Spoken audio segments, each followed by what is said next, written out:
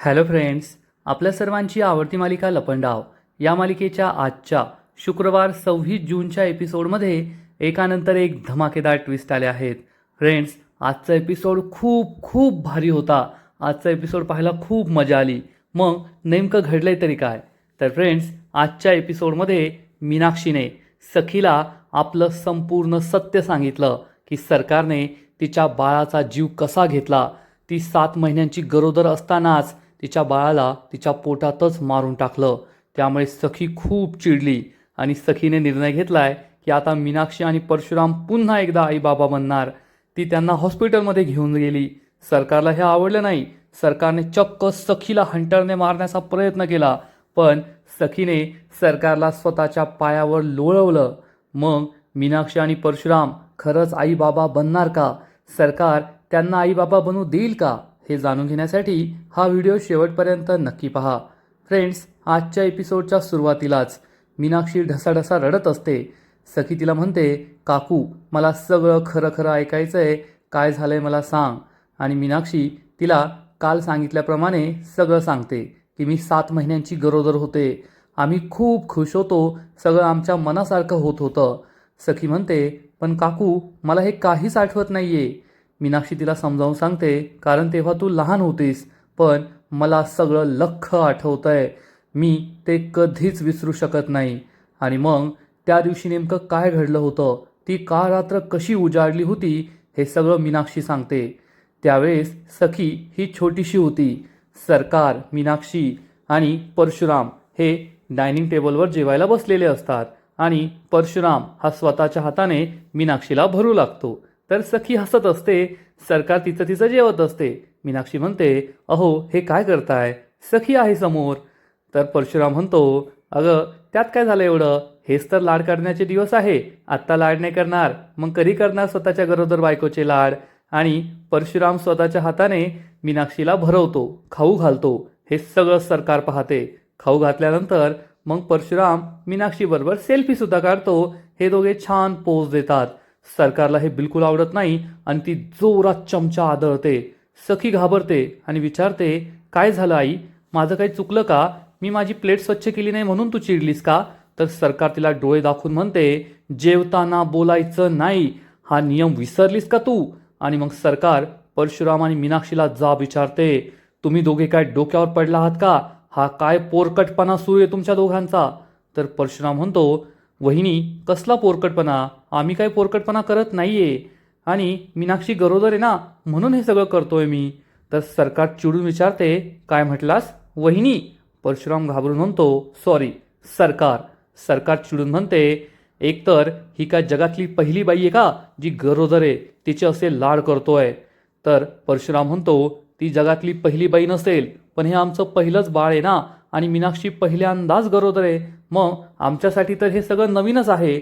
सरकार चिडून म्हणते, हा सगळा पोरकटपणा बंद करायचा आणि तुला 2 महिन्यांसाठी बिझनेस टूरवर जायचंय. परशुराम आणि मीनाक्षीला जबर धक्काच बसतो. परशुराम म्हणतो, 2 महिन्यासाठी? ते कसं शक्य आहे? 2 महिन्यात तर मीनाक्षीची डिलिव्हरी होईल, मी नाही जाऊ शकत. हवं असेल तर मी येथून काम करतो ना. सरकार चिडून म्हणते, कोण आहेस तू, विसरलास का? या कंपनीची मालकीन मी आहे, सगळा बिझनेस मी सांभाळते, त्यामुळे काय करायचं हे मी तुला सांगणार, तू नाही मला सांगायचं. मीनाक्षी खूप चिडते आणि सरकारला म्हणते, सरकार थोडं हळू बोला, माझ्या बाळाला त्रास होतोय, एवढ्या जोरात ओरडू नका. सरकारला खूप राग येतो. परशुराम मीनाक्षीला म्हणतो, जाऊ दे मीनाक्षी, दगडासमोर डोकं आपटून काही फायदा नाहीये, आपण जाऊया आपल्या खोलीत. असं म्हणून परशुराम मीनाक्षीला आपल्या खोलीत घेऊन जातो. त्यामुळे सरकार खूप चिडते. सखीने हे सगळं पाहिलेलं असतं. सखी म्हणते, मीनाक्षी काकू मला थोडं थोडं आठवतंय, पण त्यानंतर नेमकं काय घडलं होतं हे मला आठवत नाहीये. मीनाक्षी तिला म्हणते, मी सांगते ना, ती काळ रात्र कशी उजाडली होती. जेवण झाल्यानंतर परशुराम हा मीनाक्षीला हॉलमध्ये घेऊन येतो आणि मीनाक्षीला म्हणतो, सरकार असं कसं करू शकते? सरकार मला 2 महिन्यासाठी बिझनेस टूरवर पाठवतीये, पण मी नाही जाणार, मला तुझ्याजवळ थांबायचंय. तर मीनाक्षी म्हणते, अहो पण असं कसं, आता सरकारचं राज्य आहे, तिचं म्हणणं आपल्याला ऐकावंच लागेल. परशुराम म्हणतो, नाही, आपण काय तिचे गुलाम नाही आहे तिचं म्हणणं ऐकायला. आपण एक काम करूया, आपण हे घर सोडून जाऊया, दुसरीकडे आपला संसार सुरू करूया, म्हणजे या सरकारचं ऐकण्याची आपल्याला काहीच गरज राहणार नाही. तर मीनाक्षी म्हणते, नाही, आपण दुसरीकडे संसार नाही सुरू करायचा, कारण मला सखीची खूप काळजी वाटतेय. आधीच वडिलांचं छत्र तिच्या डोक्यावरून गेलंय. तिची आई तिला जीव लावत नाही. जर माझं बाळ या घरात आल्यावर तिला भावंड मिळेल, तिचं मन रमेल, म्हणून आपण याच घरात राहायचं. परशुराम म्हणतो, मीनाक्षी, तू एवढ्या अडचणीत आहे, एवढ्या दुःखात आहेस, तरीसुद्धा तू दुसऱ्यांचा विचार करते, सखीची किती काळजी करते. मीनाक्षी म्हणते, तो सुद्धा छोटासा जीवच आहे ना, मी त्याची काळजी केली तर देव माझ्या बाळाची काळजी करेल. परशुराम म्हणतो, नको काळजी करूस, आपण या विषयावर नंतर बोलूया. आणि तेवढ्यात सरकार हातात एक ग्लास घेऊन येते आणि परशुराम म्हणतो, सरकार, मला या विषयावर आत्ता काहीच बोलायचं नाही आहे. तर सरकार म्हणते, परशु, मला सुद्धा बोलायचं नाही आहे, उलट मला तुम्हाला सॉरी म्हणायचं आहे, सॉरी. परशुराम आणि मीनाक्षीला आश्चर्याचा धक्काच बसतो की सरकार त्यांना सॉरी म्हणतीये. सरकार म्हणते, माझं चुकलंच, मी समजून घ्यायला हवं होतं. काय ना, आजकाल कामाचा लोड खूप वाढला आहे, त्यामुळे डोकं ठिकाणावर राहत नाही. काय बोलते, कशी वागते, माझं मलाच कळत नाही. मला खरंच माफ करा, मी तुम्हाला असं नव्हतं बोलायला पाहिजे. परशुराम म्हणतो, पण सरकार, मी ते 2 महिने बिझनेस टूरवर. सरकार म्हणते, काही गरज नाही आहे. अरे, मीनाक्षीला तुझी गरज आहे, तू येथेच थांबायचं, बिझनेस टूरवर जाऊ नको. परशुराम खुश होतो. मीनाक्षी अजून चिडलेली असते. सरकार म्हणते, सॉरी मीनू, मी तुझ्याशी वाईट वागले ना, तू माझ्यामुळे नीट जेवलीसुद्धा नाही. तुला आता पूर्ण पोट भरून खाण्याची गरज आहे. हे घे, मी तुझ्यासाठी कैरीचं पन्हं बनवून आणलं आहे, हे पन्हं पी. असं म्हणून सरकार मीनाक्षीला हे पन्हं देते आणि म्हणते, मी स्वतःच्या हाताने बनवले बरं का, सगळा ग्लास एका घोटात संपवायचा. मीनाक्षी खूप खुश होते आणि सरकारने दिलेल्या हा पन्हाचा ग्लास एका घोटात पूर्ण संपवते. परशुराम खुश असतो, सरकारसुद्धा खूप खुश असते. पण शेवटचा घोट पिताच मीनाक्षीला या ग्लासमध्ये, या ज्यूसमध्ये चक्क पपईच्या बिया दिसतात. पपईच्या बिया पाहून मीनाक्षी आणि परशुरामला मोठा धक्काच बसतो. परशुराम विचारतो, मीनाक्षी, हे कसं शक्य आहे? हे तर कैरीचं पन्हं होतं ना, मग कैरीच्या पन्ह्यामध्ये पपईच्या बिया कशा आल्या? तर सरकार खूप खुश होते आणि म्हणते, चमत्कारच झाला ना. कसं आहे ना परशु, पपई आणि आंबा यांचं आहे ना, एक गोष्ट मला खूप आवडते, त्यांचा रंग सारखा. आणि जर कैरीच्या पन्ह्यामध्ये पपईचा ज्यूस मिक्स केला ना, तर टेस्टसुद्धा कळत नाही, असं वाटतं की आपण पन्हंच पितोय. म्हणून मी मीनाक्षीला कैरीचं पन्हं नाही तर पपईचा ज्यूस प्यायला दिला होता. परशुराम आणि मीनाक्षीला जबर धक्काच बसतो आणि मग पुढच्या क्षणी मीनाक्षीच्या पोटात खूप दुखू लागतं. मीनाक्षी आरडाओरडा करू लागते. परशुराम विचारतो, काय झालं मीनाक्षी, काय झालं मीनाक्षी? पण मीनाक्षीला खूप त्रास होत असतो आणि तिचा हा त्रास पाहून सरकार एखाद्या राक्षसींसारखी हसू लागते. असं कृत्य तर एखादी राक्षसींसुद्धा करणार नाही जे सरकारने केलेलं असतं. आणि मीनाक्षी ही ढसाढसा रडू लागते. सखीच्या डोळ्यातसुद्धा पाणी येतं. मीनाक्षी सखीला सांगते, आम्ही लगेच हॉस्पिटलमध्ये गेलो, पण डॉक्टरसुद्धा माझ्या बाळाला वाचू नाही शकले. त्या कैदाशिनीने माझ्या पोटातच माझ्या बाळाचा जीव घेतला. मीनाक्षी खूप रडत असते, आक्रोश करत असते, आकांत करत असते. सखी तिला बसवते, शांत करते. मीनाक्षी म्हणते, त्यानंतर सरकारने आम्हाला सक्त वॉर्निंग दिली की जर यानंतर पुन्हा तुम्ही आईबाबा होण्याचा विचार केला तर मी परत एकदा तुझ्या पोटातच तुझ्या बाळाला संपवून टाकेल. त्यामुळे आम्ही पुन्हा कधीही बाळाचा विचार नाही केला आणि तेव्हापासून मी माझ्या बाळासाठी तरसतीये, त्याच्या आठवणीत रडतीये. मीनाक्षी पुन्हा एकदा ढसाढसा रडू लागते. सखीलासुद्धा खूप वाईट वाटतं. सखीसुद्धा रडत असते, तिच्या डोळ्यात पाणी येतं. सखी म्हणते, मीनाक्षी काकू, बस झालं आता, रडू नकोस. आता रडण्याची वेळ तुझी नाही तर त्या सरकारची आहे. मी या घरात आली ना, आता या घरात तेच होणार जे मी ठरवणार. सरकारने मला आणि माझ्या माणसांना खूप त्रास दिलाय, पण आता बस, सरकारच्या पापांचा घडा भरलाय. मीनाक्षी काकू, आता तू घाबरायचं नाही. आता तू पुन्हा एकदा तुझ्या बाळाचा विचार करायचा. हे ऐकून मीनाक्षीला मोठा धक्काच बसतो. ती सखीकडे आश्चर्याने पाहते. सखी म्हणते, हो मीनाक्षी काकू, आजपर्यंत सरकारला घाबरून तुम्ही बाळाचा विचार केला नाही, पण आता सरकारची दहशत संपली आहे. आता तुम्ही तुमच्या बाळाचा विचार करू शकता. परशु काकाला सांग, आपण दवाखान्यात जातोय आणि तेथे गेल्यावर तुम्ही दोघांनी पुन्हा एकदा आपल्या बाळासाठी प्रयत्न करायचे. तुझं आणि परशू काकाचं बाळ या जगात येणार, तुला आणि परशू काकाला आई बाबा बनण्याचं सुख मिळणार.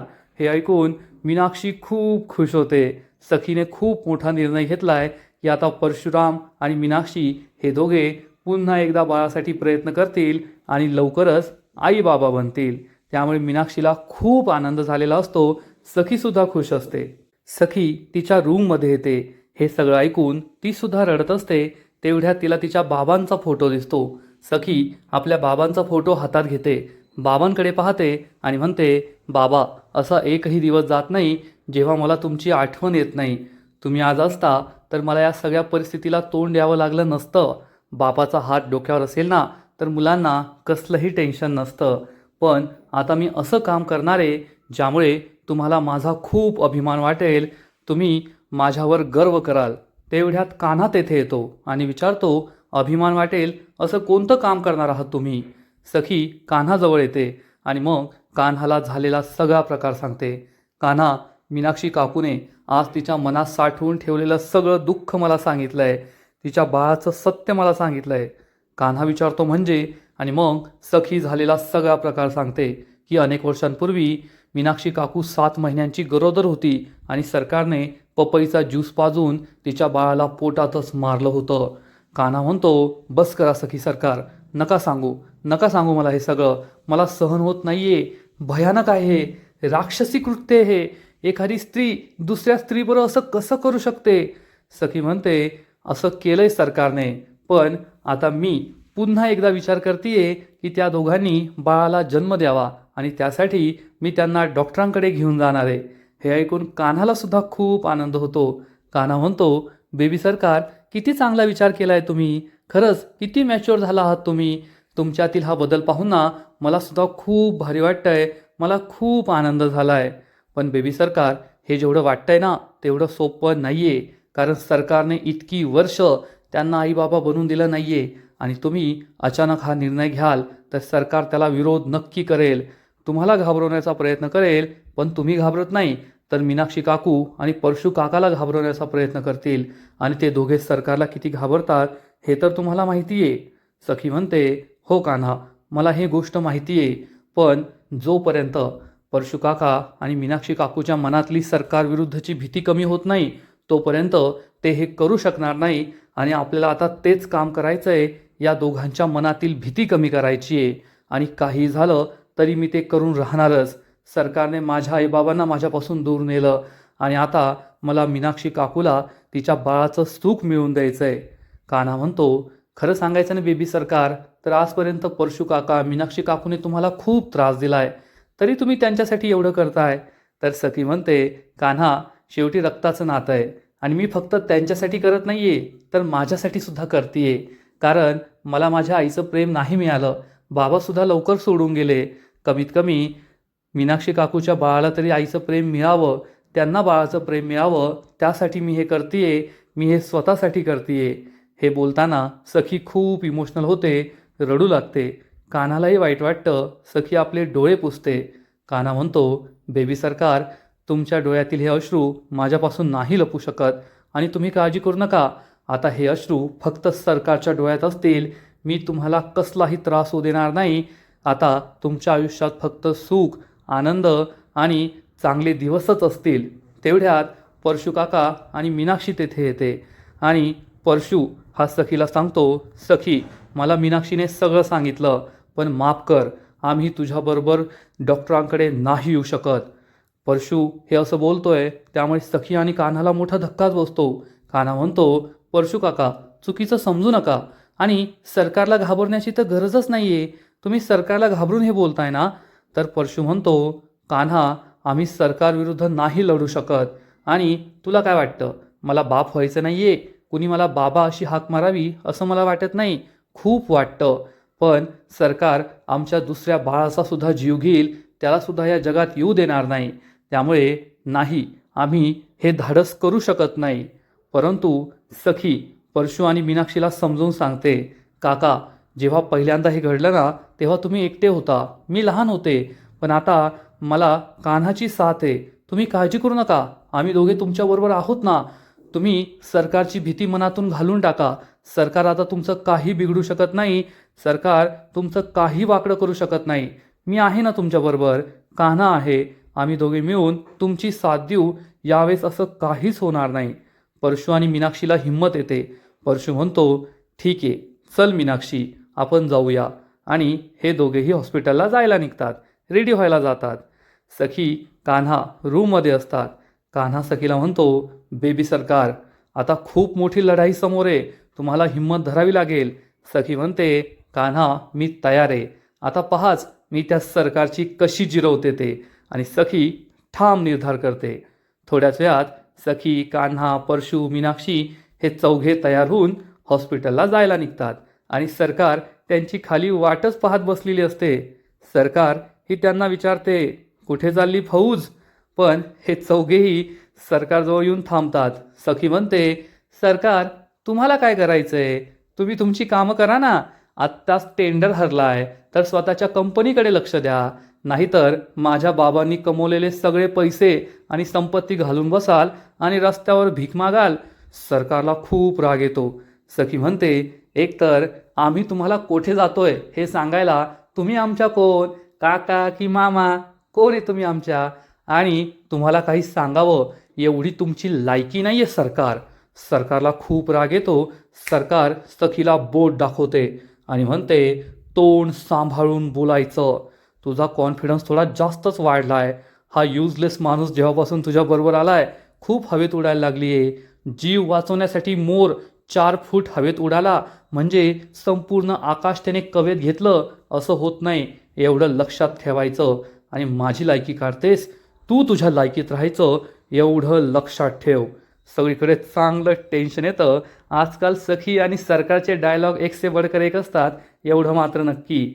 सखी ही सरकारला उत्तर देते, सरकार मी तुम्हाला घाबरत नाही आणि आम्ही काय करायचं हे सांगणाऱ्या तुम्ही कुणी नाही, त्यामुळे आम्हीच चाललोय. असं म्हणून सखी आणि कान्हा पुढे जातात. त्यांच्या मागे मागे मीनाक्षी परशुराम जाऊ लागतात. तर सरकार चक्क परशुरामची गचंडी पकडते आणि त्याला मागे घेसते. परशू आणि मीनाक्षी खूप घाबरतात. सखी कान्हा मागे येतात. परशू खूप घाबरलेला असतो. कान्हा म्हणतो, सोडा त्यांना सरकार, सरकार सोडा त्यांना. तर सरकार म्हणते, हे दोघे माझे नौकर आहेत आणि मी त्यांच्याशी कसंही वागू शकते. तो माझा हक्क आहे. सरकार सखीकडे रागारागाने पाहते. सखी आणि कान्हा तिला डोळे दाखवतात आणि सरकार परशूला जाब विचारते, कोठे चाललाय तुम्ही? परशूची काही बोलायची हिंमतच होत नाही. मीनाक्षी सुद्धा गप्प बसते. सरकार चिडून विचारते, सांगितलेलं ऐकू येत नाही का? कोठे चाललाय तुम्ही?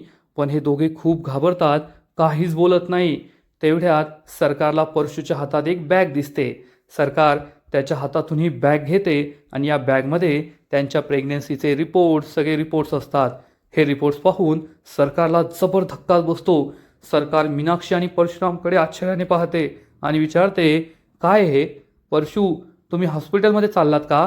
कशासाठी चाललाय तुम्ही? पुन्हा आई बाबा होण्याचा विचार करताय तुम्ही दोघे?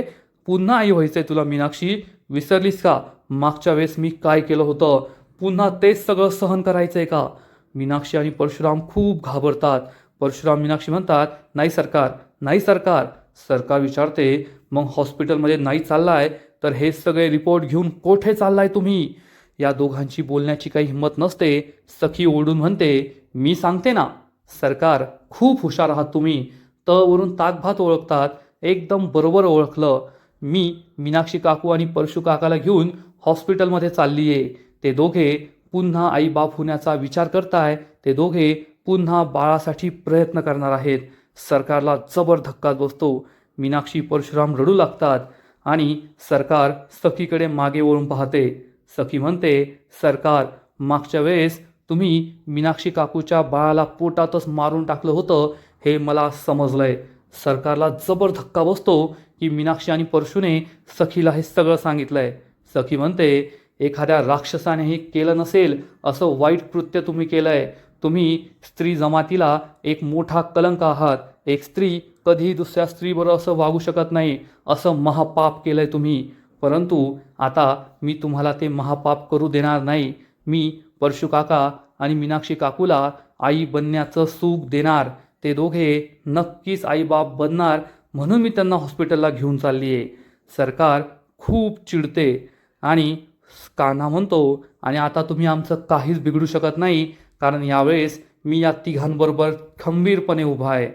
सरकार परशू आणि मीनाक्षीकडे रागारागाने पाहते आणि म्हणते, तुम्ही दोघे ना ही हिंमत करूनच दाखवा. तुमच्यात दम असेल ना तर आईबाप होऊनच दाखवा. यावेळेस मी काय करेल ना ज्यामुळे तुम्ही पूर्ण हादरून जाल, एवढं लक्षात ठेवा. सखी ओढून म्हणते, काय कराल, काय कराल तुम्ही? मागच्या वेळेस जे केलं ना ते करण्याचा विचार जरी केला ना तर तुम्हाला मी असं काहीतरी करेल ना ज्याचा विचार तुम्ही कधी केला नसेल, एवढं लक्षात ठेवा. आणि सरकार मी तुमची याआधी जिरवली आहे, एवढं लक्षात ठेवा. तुमच्या नाकावर टिच्चून मी या घरात वाजत गाजत आले. सरकारला हे आठवतं. सखी सांगते, भिंतीवरून तुमचा फोटो उतरवला, माझा फोटो लावला, सरकारला हे आठवतं. सखी सरकारला सांगते, मी टेंडरसुद्धा मिळवून दाखवलं, तुम्ही काही करू शकला नाही. आणि आता मी परशू काका आणि मीनाक्षी काकाला पुन्हा एकदा आईबाबा बनण्याचं सुख मिळवून देणार.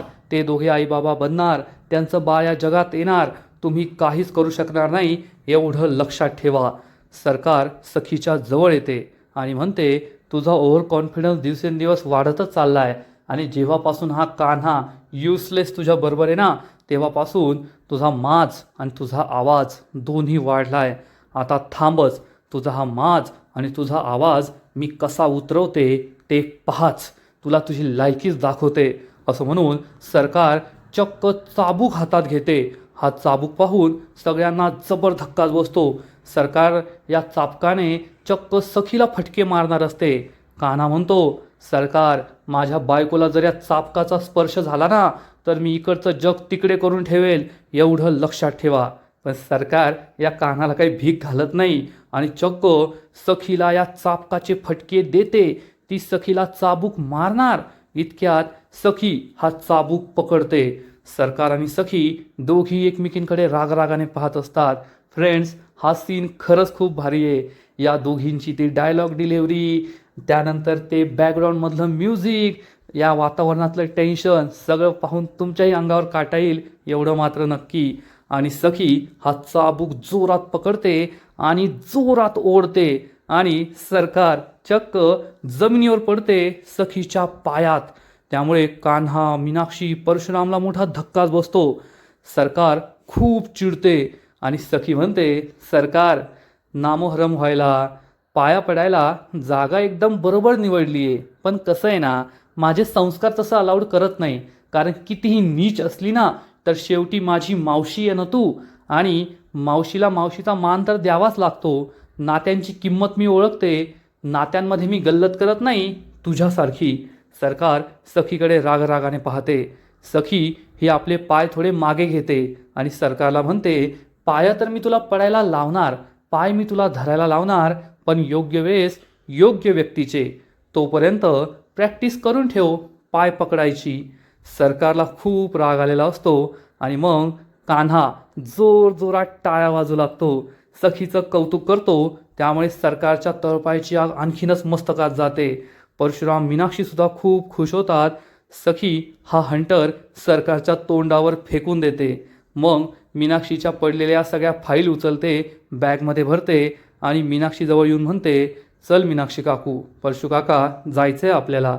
मीनाक्षी ढसाढसा रडू लागते. परशूमध्ये सुद्धा कॉन्फिडन्स आलेला असतो आणि मग सखी या दोघांना घेऊन कान्हाबरोबर तेथून निघून जाते. सरकार रागारागाने हे सगळं पाहत असते की या सखीने मला तिच्या पायाशी आणलं. आणि आजचा एपिसोड येथेच संपतो. फ्रेंड्स, लपंडाव या मालिकेचा आजचा एपिसोड खरंच खूप भारी होता, इंटरेस्टिंग होता. सखीने सरकारची लय लय लय म्हणजे लईच जिरवली, खूप मजा आली. आजचा एपिसोड तर भारी होता, पण या मालिकेचा पुढील एपिसोड आणखीन भारी असणार आहे. आणखीन मोठा ट्विस्ट या मालिकेत येणार आहे. मग नेमकं घडणार तरी काय, तर पुढील एपिसोडमध्ये आपण पाहू. सखी आणि कान्हा परशू आणि मीनाक्षीला घेऊन हॉस्पिटलमध्ये पोहोचतील आणि मग तेथे गेल्यावर मीनाक्षीचा कॉन्फिडन्स वाढेल. मीनाक्षी म्हणेल, मला आई बनायचं आहे, आता काही झालं तरी मी आई बनणारच. हे ऐकून सखी खूप खुश होईल आणि म्हणेल, हो मीनाक्षी काकू, ही जबाबदारी माझी, तुम्ही दोघे नक्की आईबाबा बनाल. सरकार तुमचं काही वाकडं करू शकणार नाही. आणि इकडे सरकार खूप चिडलेली असेल आणि म्हणेल, सखी तू मला पायाशी आणलं ना, आता पहा याचे परिणाम काय होतात. आता तुझ्या प्रेमाच्या माणसांच्या पायाखालची जमीनच मी काढून घेते. सखी सदन चाळ आता जमीनदोस्त होणार. मी ती चाळ पूर्णपणे बर्बाद करणार. सरकार खूप चिडलेली असेल आणि इकडे कान्हा एका माणसाबरोबर असणार. आता हा माणूस कोण एक देव जाणे, पण हा माणूस फोनवर बोलत असेल तेव्हा कान्हाला जबर धक्का बसेल. कारण फोनवर त्याला कुणीतरी सांगणार की सखी सदन चाळ खाली केली आहे आणि लवकरच ही चाळ आता पाडणार आहेत, जमीनदोस्त करणारे. हे ऐकून कान्हाला जबर धक्का बसेल. मग आता पुढे काय होईल? कान्हा आणि सखी ही चाळ वाचू शकतील का? हे पाहायला खूप मजा येणार आहे. तर फ्रेंड्स, तुम्हाला सुद्धा लपंडाव मालिका आवडते का? नक्कीच कमेंट करून सांगा. आणि या मालिकेचे असेच नवीन नवीन एपिसोड, नवीन नवीन अपडेट सर्वात आधी पाहण्यासाठी व्हिडिओला लाईक करा, शेअर करा, चॅनलला सबस्क्राईब करून बेल आयकॉनवर क्लिक करा.